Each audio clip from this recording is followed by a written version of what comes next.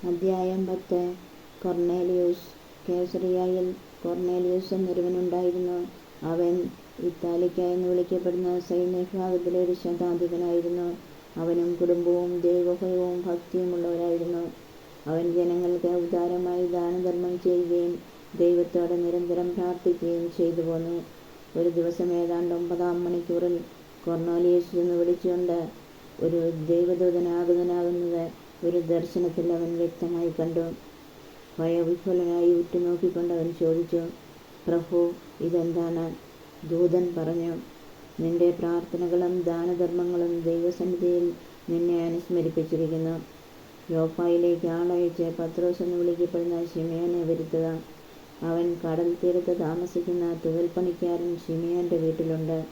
തന്നോട് സംസാരിച്ച ദൂതൻ പോയപ്പോൾ അവൻ തൻ്റെ 2 ഭൃത്യന്മാരെയും അംഗരക്ഷകന്മാരിൽപ്പെട്ട വിശ്വസ്തനായ ഒരു പടയാളിയെയും വിളിച്ച് എല്ലാം വിശദീകരിച്ചു കൊടുത്തതിന് ശേഷം അവരെ യോപ്പായിലേക്ക് അയച്ചു. അവർ യാത്ര ചെയ്ത് പിറ്റേ ദിവസം നഗരത്തെ സമീപിച്ചപ്പോൾ പത്രോസ് പ്രാർത്ഥിക്കാൻ മട്ടുപ്പാവിലേക്ക് പോവുകയായിരുന്നു. ഏകദേശം 6-ാം മണിക്കൂറായിരുന്നു. അവന് വിശന്നു. എന്തെങ്കിലും ഭക്ഷിക്കണമെന്ന് തോന്നി. അവർ ഭക്ഷണം തയ്യാറാക്കിക്കൊണ്ടിരുന്നപ്പോൾ അവനൊരു ദിവ്യാനുഭൂതി ഉണ്ടായി. സ്വർഗം തുറന്നിരിക്കുന്നതും വലിയ ഒരു വിരിപ്പ് പോലുള്ള ഒരു പാത്രം 4 കോണിലും പിടിച്ച് ഭൂമിയിലേക്ക് ഇറക്കപ്പെടുന്നതും അവൻ കണ്ടു. ഭൂമിയിലെ എല്ലാത്തരം നാൽക്കാലികളും ഇഴജന്തുക്കളും ആകാശപ്പറവകളും അതിലുണ്ടായിരുന്നു. ഒരു സ്വരവും അവൻ കേട്ടു, പത്രോസേ, എഴുന്നേൽക്കുക, നീ ഇവയെ കൊന്നു ഭക്ഷിക്കുക.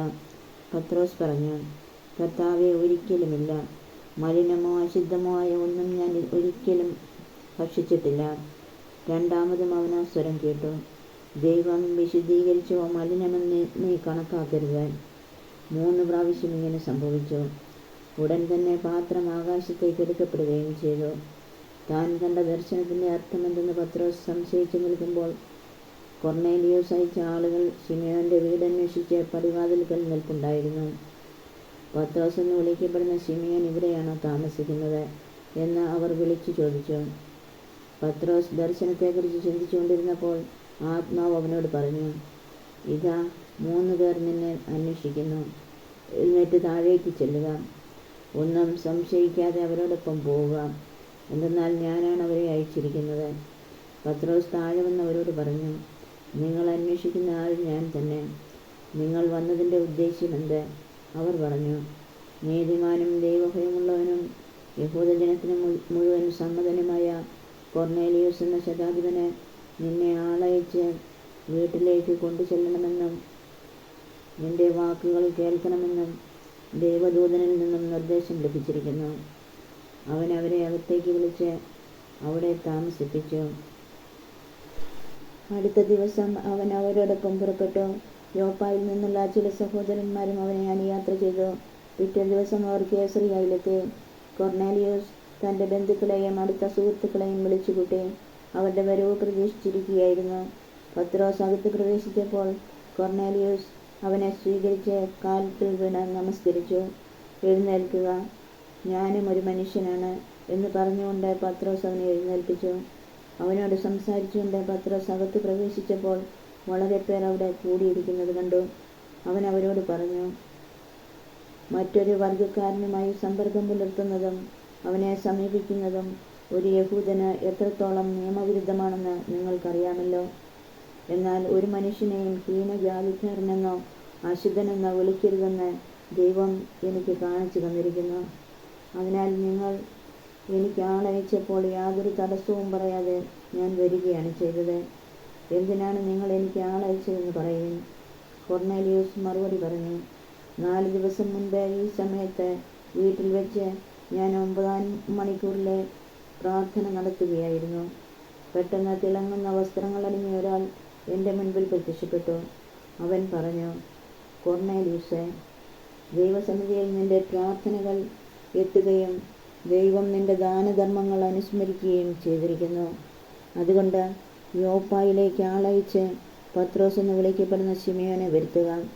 കടൽ തീരത്തെ തുകൽപ്പണിക്കാരനായ ശിമയോന്റെ വീട്ടിലാണ് അവൻ താമസിക്കുന്നത്. അതുകൊണ്ട് നിന്നെ വിളിക്കാൻ ഞാൻ ഉടനെ ആളയച്ചു. നീ സൗമനസ്യത്തോടെ ഇവിടെ വരികയും ചെയ്തു. കർത്താവ് നിന്നോട് ആജ്ഞാപിച്ചിട്ടുള്ളതെല്ലാം കേൾക്കാൻ ഇതാ ദൈവസന്നിധിയിൽ ഞങ്ങളെല്ലാവരും സന്നിഹിതരായിരിക്കുന്നു. പത്രോസിൻ്റെ പ്രസംഗം. പത്രോസ് അവരോട് സംസാരിച്ചു തുടങ്ങി. സത്യമായും ദൈവത്തിന് പക്ഷപാതമില്ലെന്ന് അവിടുത്തെ ഭയപ്പെടുകയും നീതി പ്രവർത്തിക്കുകയും ചെയ്യുന്ന ആരും ഏത് ജനതയിൽപ്പെട്ടവനായാലും അവിടുത്തേക്ക് സ്വീകാര്യനാണെന്നും ഞാൻ സത്യമായി അറിയുന്നു.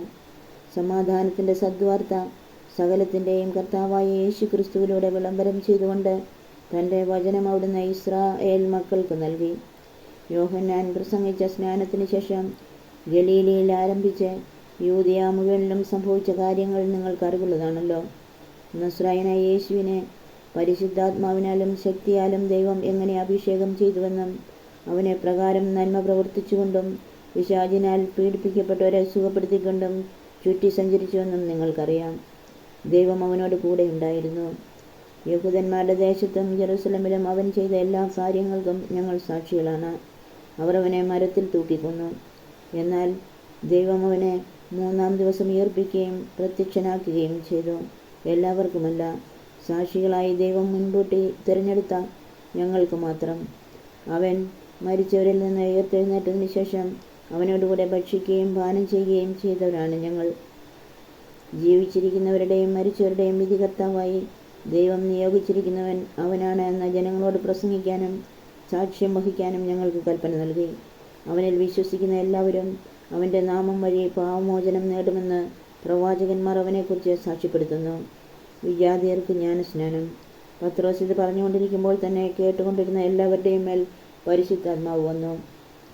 വിജാതിയരുടെ മേൽ പോലും പരിശുദ്ധാത്മാവിൻ്റെ ദാനം വർഷിക്കപ്പെട്ടതിനാൽ പത്രോസിനോടുകൂടെ വന്നിരുന്ന പരിച്ഛേദരായ വിശ്വാസികൾ വിസ്മയിച്ചു.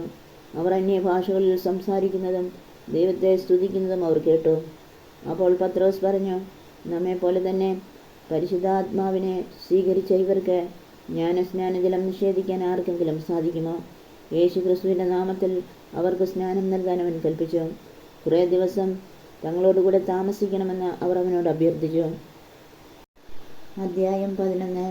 പത്രോസിൻ്റെ ന്യായവാദം. വിജാതീയരും ദൈവവചനം സ്വീകരിച്ചുവെന്ന് യൂദയായിലുണ്ടായിരുന്ന അപ്പസ്തോലന്മാരും സഹോദരരും കേട്ടു.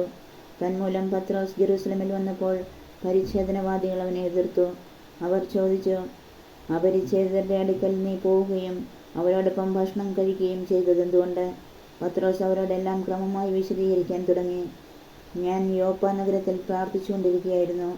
അപ്പോൾ എനിക്ക് ദിവ്യാനുഭൂതിയിൽ ഒരു ദർശനമുണ്ടായി. സ്വർഗത്തിൽ നിന്ന് വലിയ വിരിപ്പ് പോലെ ഒരു പാത്രം 4 കോണിലും പിടിച്ച് ഇറക്കുന്നത് ഞാൻ കണ്ടു. അതെൻ്റെ അടുത്ത് വന്നു. ഞാൻ സൂക്ഷിച്ചു നോക്കിയപ്പോൾ അതിൽ ഭൂമിയിലെ നാൽക്കാലികളെയും വന്യമൃഗങ്ങളെയും ഇഴജന്തുക്കളെയും ആകാശപ്പറവകളെയും കണ്ടു. എന്നോട് സംസാരിക്കുന്ന ഒരു സ്വരം ഞാൻ കേട്ടു, പത്രോസേ, എഴുന്നേൽക്കുക, നീ ഇവയെ കൊന്നു ഭക്ഷിക്കുക. അപ്പോൾ ഞാൻ മറുപടി പറഞ്ഞു, കർത്താവേ, ഒരിക്കലുമില്ല. ഹീനമോ അശുദ്ധമോ ആയ യാതൊന്നും ഞാൻ ഒരിക്കലും ഭക്ഷിച്ചിട്ടില്ല. സ്വർഗത്തിൽ നിന്ന് രണ്ടാമതും ആ സ്വരം പറഞ്ഞു, ദൈവം വിശദീകരിച്ചതിനെ നീ മലിനമെന്ന് വിളിക്കരുത്. 3 പ്രാവശ്യം ഇങ്ങനെ സംഭവിച്ചു. പിന്നീടെല്ലാം സ്വർഗത്തിലേക്ക് തിരിച്ചെടുക്കപ്പെട്ടു. അപ്പോൾ തന്നെ കേസറിയയിൽ നിന്ന് എൻ്റെ അടുത്തേക്ക് അയക്കപ്പെട്ട 3 പേർ ഞാൻ താമസിച്ചിരുന്ന വീട്ടിലെത്തി. ഒരു സന്ദേഹവും കൂടാതെ അവരോടൊപ്പം പോകാൻ എനിക്ക് ആത്മാവിൻ്റെ നിർദ്ദേശമുണ്ടായി. ഈ 6 സഹോദരന്മാരും എന്നെ അനുയാത്ര ചെയ്തു. ഞങ്ങൾ ആ മനുഷ്യൻ്റെ വീട്ടിൽ പ്രവേശിച്ചു. തൻ്റെ ഭവനത്തിലൊരു ദൂതൻ നിൽക്കുന്നതായി കണ്ടുവെന്നും അവനിങ്ങനെ അറിയിച്ചുവെന്നും അവൻ പറഞ്ഞു, നീ യോപ്പായിലേക്ക് ആളയച്ച് പത്രോസ് എന്ന് വിളിക്കപ്പെടുന്ന ശിമയോനെ വരുത്തുക. നിനക്കും നിന്റെ ഭവനത്തിന് മുഴുവനും രക്ഷ കിട്ടുന്നതിനുള്ള കാര്യങ്ങൾ അവൻ നിന്നോട് പറയും. ഞാൻ അവരോട് പ്രസംഗിക്കാൻ തുടങ്ങിയപ്പോൾ മുമ്പ് നമ്മുടെ മേലെന്നതുപോലെ തന്നെ അവരുടെ മേലും പരിശുദ്ധാത്മാവ് വന്നു. അപ്പോൾ ഞാൻ കർത്താവിൻ്റെ വാക്കുകൾ ഓർത്തു. യോഹന്നാൻ ജലം കൊണ്ട് സ്നാനം നൽകി, നിങ്ങളാകട്ടെ പരിശുദ്ധാത്മാവിനാൽ സ്നാനമേൽക്കും. നാം യേശു ക്രിസ്തുവിൽ വിശ്വസിച്ചപ്പോൾ ദൈവം നമുക്ക് നൽകിയ അതേ ദാനം അവർക്കും അവിടുന്ന് നൽകിയെങ്കിൽ ദൈവത്തെ തടസ്സപ്പെടുത്താൻ ഞാൻ ആരാണ്? ഈ വാക്കുകൾ കേട്ടപ്പോൾ അവർ നിശബ്ദരായി. ജീവനിലേക്ക് നയിക്കുന്ന അനുതാപം വിജാതിയർക്കും ദൈവം പ്രദാനം ചെയ്തിരിക്കുന്നെന്ന് പറഞ്ഞുകൊണ്ട് അവർ ദൈവത്തെ മഹത്വപ്പെടുത്തി. സഭ അന്ത്യോക്യയിൽ. സ്തേഫാനോസിനെ സംബന്ധിച്ചുണ്ടായ പീഡനം നിമിത്തം ചിതറിക്കപ്പെട്ടവർ ഫിനീഷ്യ, സൈപ്രസ്, അന്ത്യോക്യ എന്നീ പ്രദേശങ്ങൾ വരെ സഞ്ചരിച്ചു. യഹൂദരോടല്ലാതെ മറ്റാരോടും അവർ വചനം പ്രസംഗിച്ചിരുന്നില്ല. അക്കൂട്ടത്തിൽ സൈപ്രസിൽ നിന്നും ഇറേനയിൽ നിന്നുമുള്ള ചിലരുണ്ടായിരുന്നു. അവർ അന്ത്യോക്യയിൽ വന്നപ്പോൾ ഗ്രീക്കുകാരോടും കർത്താവായ യേശുവിനെ കുറിച്ച് പ്രസംഗിച്ചു. കർത്താവിൻ്റെ കരം അവരോട് കൂടെ ഉണ്ടായിരുന്നു. വിശ്വസിച്ച വളരെ പേർ കർത്താവിലേക്ക് തിരിഞ്ഞു. ഈ വാർത്ത ജെറുസലമിലെ സഭയിലെത്തി. അവർ ബാർന്നബാസിനെ അന്ത്യോക്യയിലേക്ക് അയച്ചു. അവൻ ചെന്ന് ദൈവത്തിൻ്റെ കൃപാവരം ദർശിച്ച് സന്തുഷ്ടനാവുകയും കർത്താവിനോട് വിശ്വസ്തതയുള്ളവരായി ദൃഢനിശ്ചയത്തോടെ നിലകൊള്ളാൻ അവരെ ഉപദേശിക്കുകയും ചെയ്തു. കാരണം അവൻ പരിശുദ്ധാത്മാവിനാലും വിശ്വാസത്താലും നിറഞ്ഞ ഒരു നല്ല മനുഷ്യനായിരുന്നു. നിരവധി ആളുകൾ കർത്താവിൻ്റെ അനുയായികളായി തീർന്നു. സാവൂളിനെ അന്വേഷിച്ച് ബാർന്നബാസ് താർസൂസിലേക്ക് പോയി. അവനെ കണ്ടുമുട്ടിയപ്പോൾ അന്ത്യോക്യയിലേക്ക് കൂട്ടിക്കൊണ്ടുപോന്നു. 1 വർഷം മുഴുവൻ അവർ അവിടുത്തെ സഭാസമ്മേളനത്തിൽ പങ്കെടുക്കുകയും വളരെ പേരെ പഠിപ്പിക്കുകയും ചെയ്തു. അന്ത്യോക്യയിൽ വെച്ചാണ് ശിഷ്യന്മാർ ആദ്യമായി ക്രിസ്ത്യാനികൾ എന്ന് വിളിക്കപ്പെട്ടത്. ഇക്കാലത്ത് ജെറുസലമിൽ നിന്ന് പ്രവാചകന്മാർ അന്ത്യോക്യയിലേക്ക് വന്നു. അവരിൽ ഹാഗാബോസ് എന്നൊരുവൻ എഴുന്നേറ്റ് ലോകവ്യാപകമായ ഒരു വലിയ ക്ഷാമമുണ്ടാകുമെന്ന് പരിശുദ്ധാത്മാവിനാൽ പ്രചോദിതനായി പ്രവചിച്ചു. ക്ലാവുദിയസിൻ്റെ ഭരണകാലത്ത് ഈ ക്ഷാമമുണ്ടായി. ശിഷ്യരെല്ലാവരും തങ്ങളുടെ കഴിവനുസരിച്ച് യൂദയായിൽ താമസിച്ചിരുന്ന സഹോദരർക്ക് ദുരിതാശ്വാസം എത്തിച്ചു കൊടുക്കാൻ തീരുമാനിച്ചു. ബാർന്നബാസും സാവൂളും വഴി സഹായം ശ്രേഷ്ഠന്മാർക്ക് എത്തിച്ചു കൊടുത്തുകൊണ്ട് അവർ അത് നിർവഹിക്കുകയും ചെയ്തു. അധ്യായം 12. യാക്കോബിൻ്റെ വധം. അക്കാലത്ത് ഹെറോദോസ് രാജാവ് സഭയിൽപ്പെട്ട ചിലരെ പീഡിപ്പിക്കാൻ തുടങ്ങി. അവൻ യോഹന്നാൻ്റെ സഹോദരനായ യാക്കോബിനെ വാളിനിരയാക്കി. യഹൂദരെ ഇത് സന്തോഷിപ്പിച്ചെന്ന് കണ്ട് അവൻ പത്രോസിനെയും ബന്ധനസ്ഥനാക്കാൻ ഒരുമ്പിട്ടു. അത് പുളിപ്പില്ലാത്ത അപ്പത്തിൻ്റെ ദിവസങ്ങളായിരുന്നു. അവനെ കാരാഗൃഹത്തിൽ അടച്ചതിനു ശേഷം 4 ഭടന്മാർ വീതമുള്ള 4 സംഘങ്ങളെ അവൻ കാവലിന് നിയോഗിച്ചു. പെസഹ കഴിയുമ്പോൾ അവനെ ജനത്തിൻ്റെ മുൻപിൽ കൊണ്ടുവരാമെന്നായിരുന്നു അവൻ്റെ ഉദ്ദേശ്യം. അങ്ങനെ പത്രോസ് കാരാഗൃഹത്തിൽ സൂക്ഷിക്കപ്പെട്ടു. സഭ അവനു വേണ്ടി ദൈവത്തോട് തീക്ഷ്ണമായി പ്രാർത്ഥിച്ചുകൊണ്ടിരുന്നു. കാരാഗൃഹത്തിൽ അത്ഭുതം. പരസ്യ വിചാരണയ്ക്ക് പുറത്തു കൊണ്ടുവരാൻ ഹെറോദോസ് ഉദ്ദേശിച്ചിരുന്നതിൻ്റെ തലേരാത്രി പത്രോസ് ഈ ചങ്ങലകളാൽ ബന്ധിതനായി 2 പടയാളികളുടെ മധ്യേ ഉറങ്ങുകയായിരുന്നു. പട്ടാളക്കാർ കാരാഗൃഹവാതിൽക്കൽ കാവൽ നിൽക്കുന്നുണ്ടായിരുന്നു. പെട്ടെന്ന് കർത്താവിൻ്റെ ഒരു ദൂതൻ പ്രത്യക്ഷനായി. ആ മുറിയാകെ പ്രകാശം നിറഞ്ഞു. അവൻ പത്രോസിനെ പാർശ്വത്തിൽ തട്ടി ഉണർത്തിക്കൊണ്ട് പറഞ്ഞു, വേഗം എഴുന്നേൽക്കൂ. അപ്പോൾ അവൻ്റെ കൈകളിൽ നിന്ന് ചങ്ങലകൾ താഴെ വീണു. ദൂതൻ അവനോട് പറഞ്ഞു, നീ അരമുറുക്കി പാദരക്ഷകൾ അണിയുക. അവൻ അങ്ങനെ ചെയ്തു. ദൂതൻ വീണ്ടും പറഞ്ഞു, മേലങ്കി ധരിച്ചുകൊണ്ട് എൻ്റെ പിന്നാലെ വരിക. അവൻ പുറത്തിറങ്ങി ദൂതനെ അനുഗമിച്ചു. എങ്കിലും ദൂതൻ വഴി സംഭവിച്ച ഇക്കാര്യം യാഥാർത്ഥ്യമാണെന്ന് അവന് തോന്നിയില്ല. തനിക്കൊരു ദർശനമുണ്ടായതാണെന്നേ അവൻ കരുതിയുള്ളൂ. അവർ 1-ാമത്തെയും 2-ാമത്തെയും കാവൽ സ്ഥാനങ്ങൾ പിന്നിട്ട് നഗരത്തിലേക്കുള്ള ഇരുമ്പ് കവാടത്തിലെത്തി. അത് അവർക്കായി സ്വയം തുറന്നു. അവർ പുറത്തു കടന്ന് ഒരു തെരുവ് പിന്നിട്ടപ്പോൾ ദൂതൻ പെട്ടെന്ന് അപ്രത്യക്ഷനായി. അപ്പോഴാണ് പത്രോസിന് പൂർണ്ണബോധം വന്നത്. അവൻ പറഞ്ഞു, കർത്താവ് തൻ്റെ ദൂതനെ അയച്ച് ഹെറോദോസിൻ്റെ കരങ്ങളിൽ നിന്നും യഹൂദന്മാരുടെ വ്യാമോഹങ്ങളിൽ നിന്നും എന്നെ മോചിപ്പിച്ചിരിക്കുന്നുവെന്ന് ഇപ്പോൾ എനിക്ക് വ്യക്തമായി. ഇക്കാര്യം ഗ്രഹിച്ചപ്പോൾ അവൻ മർക്കോസ് എന്ന അപരനാമമുള്ള യോഹന്നാൻ്റെ അമ്മയായ മറിയത്തിൻ്റെ വീട്ടിലേക്ക് പോയി. അവിടെ വളരെ പേർ സമ്മേളിച്ച് പ്രാർത്ഥിച്ചുകൊണ്ടിരിക്കുകയായിരുന്നു. അവൻ വാതിൽക്കൽ മുട്ടിയപ്പോൾ റോദ എന്ന വേലക്കാരി ഇറങ്ങി വന്ന് നോക്കി. പത്രോസിൻ്റെ സ്വരം തിരിച്ചറിഞ്ഞ് അവൾ സന്തോഷഭരിതയായി വാതിൽ തുറക്കുന്ന കാര്യം മറന്ന് അകത്തേക്ക് ഓടിച്ചെന്ന് പത്രോസ് വാതിൽക്കൽ നിൽക്കുന്നുവെന്ന് അറിയിച്ചു. നിനക്ക് ഭ്രാന്താണ് എന്നവർ പറഞ്ഞു. അവൾ വീണ്ടും തർപ്പിച്ചു പറഞ്ഞപ്പോൾ അവൻ്റെ കാവൽ ദൂതനായിരിക്കുമെന്നായിരുന്നു അവരുടെ മറുപടി. പത്രോസ് വാതിൽക്കൽ മുട്ടിക്കൊണ്ടിരുന്നു. അവർ കതവ് തുറന്നപ്പോൾ അവനെ കണ്ടു വിസ്മയിച്ചു. നിശബ്ദരായിരിക്കാൻ കൈകൾ കൊണ്ട് ആംഗ്യം കാണിച്ചതിന് ശേഷം എങ്ങനെയാണ് കർത്താവ് തന്നെ കാരാഗൃഹത്തിൽ നിന്ന് രക്ഷപ്പെടുത്തിയതെന്ന് അവൻ വിശദീകരിച്ചു. ഈ സംഭവം യാക്കോബിനോടും സഹോദരന്മാരോടും പറയണമെന്ന് അവൻ ആവശ്യപ്പെട്ടു. അനന്തരം അവൻ അവിടെ നിന്ന് പുറപ്പെട്ട് വേറൊരു സ്ഥലത്തേക്ക് പോയി. പ്രഭാതമായപ്പോൾ പത്രോസിന് എന്ത് സംഭവിച്ചിരിക്കാമെന്നതിനെക്കുറിച്ച് പടയാളികളുടെ ഇടയിൽ വലിയ പരിഭ്രാന്തി ഉണ്ടായി. അവനെ അന്വേഷിച്ച് കണ്ടെത്താതെ വന്നപ്പോൾ ഹെറോദോസ് കാവൽക്കാരെ വിചാരണ ചെയ്യുകയും അവരെ കൊല്ലാൻ ആജ്ഞാപിക്കുകയും ചെയ്തു. അനന്തരം പത്രോസ് യൂദയായിൽ നിന്ന് കേസറിയയിലേക്ക് പോയി അവിടെ താമസിച്ചു. ഹെറോദോസിൻ്റെ ദുരന്തം. ടൈറിലും സീദോനിലുമുള്ള ആളുകളോട് ഹെറോദോസിന് വൈരമുണ്ടായിരുന്നു. അവർ ഒത്തുചേർന്ന് രാജാവിൻ്റെ അടുത്ത് ചെന്ന് അവൻ്റെ പള്ളിയറക്കാരനായ ബ്ലാസ്തോസിനെ സ്വാധീനിച്ച് സമാധാനത്തിന് വേണ്ടി അപേക്ഷിച്ചു. കാരണം അവരുടെ ദേശം ഭക്ഷ്യസാധനങ്ങൾക്ക് ആശ്രയിച്ചിരുന്നത് അവൻ്റെ രാജ്യത്തെയാണ്. ഈ നിശ്ചിത ദിവസം ഹെറോദോസ് രാജകീയ വസ്ത്രങ്ങൾ ധരിച്ച് സിംഹാസനത്തിൽ ഘോഷനായി അവരോട് പരസ്യമായി സംസാരിച്ചു. ജനക്കൂട്ടം വിളിച്ചു പറഞ്ഞു, ഇതൊരു ദേവൻ്റെ സ്വരമാണ്, മനുഷ്യൻ്റേതല്ല. പെട്ടെന്ന് കർത്താവിൻ്റെ ഒരു ദൂതനവനെ അടിച്ചു വീഴ്ത്തി. എന്തെന്നാൽ ദൈവത്തിന് അവൻ മഹത്വം നൽകിയില്ല. പുഴുക്കൾക്കിരയായി അവൻ അന്ത്യശ്വാസം വലിച്ചു. ദൈവവചനം വളർന്ന് വ്യാപിച്ചു. ബാർന്നബാസും സാവൂളും തങ്ങളുടെ ദൗത്യം പൂർത്തിയാക്കി ജെറുസലേമിൽ നിന്ന് തിരിച്ചു വന്നു. മർക്കോസ് എന്ന അപരനാമമുള്ള യോഹന്നാനെയും അവർ കൂടെ കൊണ്ടുപോന്നു.